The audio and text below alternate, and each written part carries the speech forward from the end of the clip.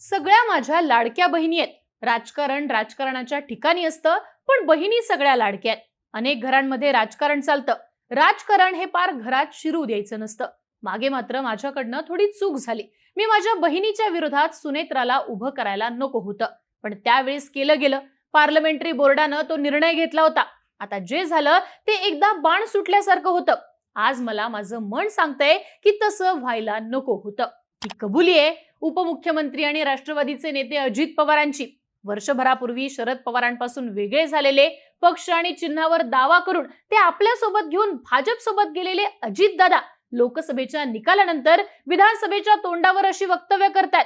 लाडकी बहीण योजना आपल्या अर्थसंकल्पात मांडल्यानंतर ती योजना महिलांपर्यंत पोहोचवण्यासाठी अजित पवारांची प्रचार यात्रा सुरू आहे.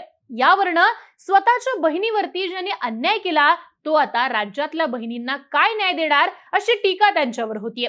अशाच परिस्थितीत हे त्यांचं वक्तव्य आलंय. पण हे एकच वक्तव्य नाहीये. लोकसभेच्या निकालानंतर अजितदादांनी जाहीरपणे आपल्या 3 चुकांचे कबूलनामे दिले. दादांनी आत्ताच हे कबूलनामे का दिलेत, यामागे नेमकं कोणतं राजकारण दडलंय आणि खरंच याचा फायदा दादांना होईल का, समजून घेऊयात आजच्या व्हिडिओतनं. नमस्कार, मी आरती आणि तुम्ही बघताय बोल व्हिडिओ. सध्या चर्चेत असलेला अजित पवारांचा पहिला कबूलनामा आहे तो म्हणजे बारामती लोकसभेला सुप्रिया सुळेंच्या विरोधात सुनेत्राला उभं करायला नको होतं, पण पार्लमेंटरी बोर्डाने हा निर्णय घेतला होता. आता या दादांच्या वाक्यांचा अर्थ काढायचा झाला तर मुळात अजित पवारांच्या पार्लमेंटरी बोर्डमध्ये कोण आहे, तर असे लोक जे अजित पवारांनीच नियुक्त केलेत आणि जे अजित पवारांचंच ऐकतात. आता त्यांच्या आग्रहास्तव सुनेत्रा पवार लोकसभेला उतरल्या का आणि अजित पवारांनी ते मान्य केलं का, तर याचं उत्तर लॉजिकली नाही असंच मिळतं. मग पार्लमेंटरी बोर्ड या शब्दामागचा अर्थ कोणता दडलाय, तर ते भाजपचं पार्लमेंटरी बोर्ड नक्कीच असू शकतं.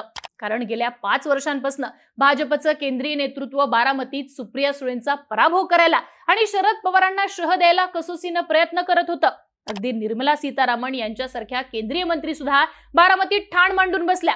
स्मृती इराणी बारामतीतनं सुप्रिया सुळेंना फाईट देतील अशाही चर्चा झाल्या. आणि मग अशाच परिस्थितीत राष्ट्रवादी काँग्रेसमध्ये आपल्याकडे नेतृत्व सोपवलं जात नाही अशी अन्यायाची भाषा करत अजित पवार हे महायुतीत आले. त्यांना महायुतीत घेतल्यानंतर तुम्हाला बारामतीतनं घरातलाच उमेदवार सुप्रिया सुळेंच्या विरोधात उतरवावा लागेल अशी अट भाजपच्या नेतृत्वाने अजित पवारांना घातल्याचं बोललं जात होतं आणि त्यावरती अजित पवारांच्या या वक्तव्याने शिक्कामोर्तब झालंय. आता यातला दुसरा मुद्दा आहे तो आत्ताच्या टायमिंगचा. विधानसभेला अजित पवारांच्या विरोधात शरद पवार बारामतीतनं घरातलाच उमेदवार देणार या चर्चांनी गेल्या 2 ते 3 महिन्यात जोर पकडलाय. लोकसभेच्या निकालानंतर शरद पवार बारामती विधानसभेतल्या गावागावात जाऊन बैठका घेत होते. सोबतीला युगेंद्र पवार असल्याने तेच अजित पवारांविरोधात शड्डू ठोकणार हे जवळपास स्पष्ट झाल्याचं बोललं जाते. थोडक्यात विधानसभेला सुद्धा बारामतीत पवार विरुद्ध पवार यात सामन्याची शक्यता आहे. अशा परिस्थितीत आपला बालेकिल्ला शाबूत राखणं तो सुद्धा मोठ्या मताधिक्यानं हे अजित पवारांचं लक्ष आहे. गेल्या वेळी महाराष्ट्रातलं सगळ्यात मोठं मताधिक्य दादांकडे होतं, पण आता शरद पवारांनी जर घरातलाच उमेदवार दिला तर अजित पवारांचं मताधिक्य घटण्याची आणि दगाफटका होण्याची शक्यता आहे. अशा परिस्थितीत लोकसभेला आपण घरातला उमेदवार देऊन आपली चूक झाली हे मान्य करून विधानसभेला आपल्या विरोधात शरद पवार घरातला उमेदवार समोर देणार नाहीत याची सोय करण्याचा अजित पवारांचा हा डाव असू शकतो. पण लोकांच्या आग्रहाखातर शरद पवारांना इथनं घरातला उमेदवार द्यावाच लागेल असं म्हटलं जात आहे. आता येऊयात दुसऱ्या चुकीच्या कबूलनाम्याकडे. पुणे शहरात पंतप्रधान नरेंद्र मोदी यांच्या सभेवेळी शरद पवार यांच्यावर बोलू नये अशी विनंती मी स्वतः त्यांच्याकडे केली होती, पण नेमकं त्याच वेळी नरेंद्र मोदींनी शरद पवारांचा उल्लेख भटकती आत्मा असा केला, त्यामुळे निवडणुकीत मोठा फटका बसला अशी कबुली उपमुख्यमंत्री अजित पवारांनी नाशिक मधल्या एका मेळाव्यात केली होती. महाराष्ट्रातल्या जागा कमी का आल्या याबाबत चर्चा करताना त्यांनी कार्यकर्त्यांसमोर ही कबुली दिली होती. आता याचं टायमिंग सुद्धा इंटरेस्टिंग आहे.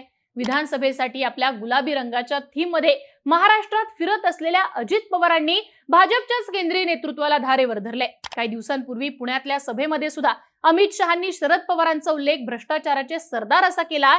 त्यावेळी सुद्धा अजितदादा थेट दिल्लीला शरद पवारांवरती टीका करू नका असं सांगण्यासाठी गेले असं म्हटलं जातंय. यामध्ये पुण्यात लोकसभेच्या प्रचारासाठी मोदींची सभा झाली होती, तेव्हा मोदींनी अजित पवार आणि सुनेत्रा पवारांच्या उपस्थितीत शरद पवारांना भटकती आत्मा म्हटलं होतं. त्यावरनं वातावरण आणखीनच बिघडलं आणि बारामतीत अजितदादांना मोठा फटका बसला.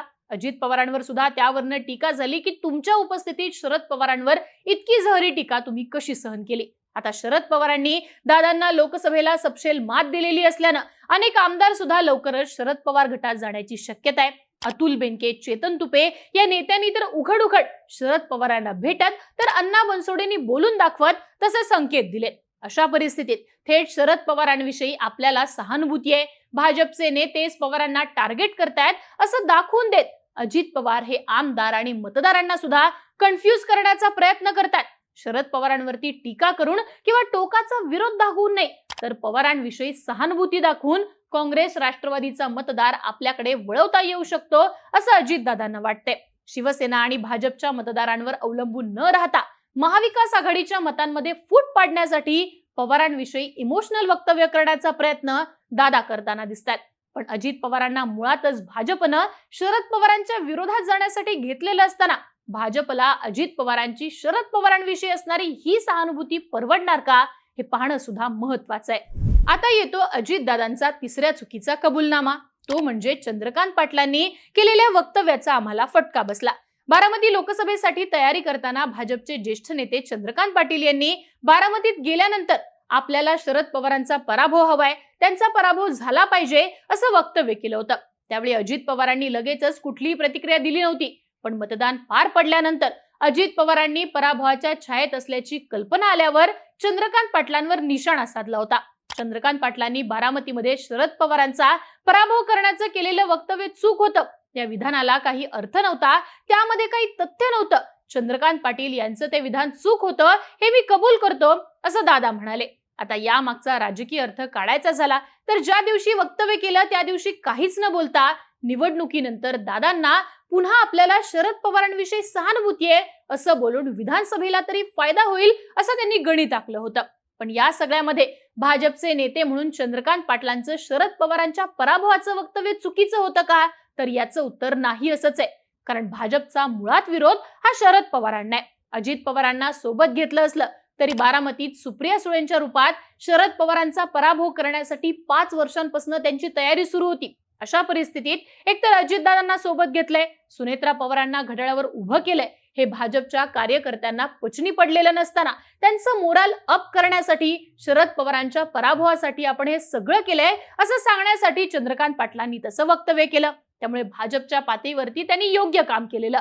पण अजित पवारांना शेवटपर्यंत आपण शरद पवारांना विरोध का करतोय, आपण बाहेर का पडलोय, आपण सुनेत्रा पवारांना सुप्रिया सुळेंच्या विरोधात का उभं केलंय हे लोकांसमोर स्पष्टच करता आलं नाही. त्यामुळे संभ्रमात अडकलेले अजित पवार बारामतीच्या आखाड्यात शरद पवारांकडनं चितपट झाले.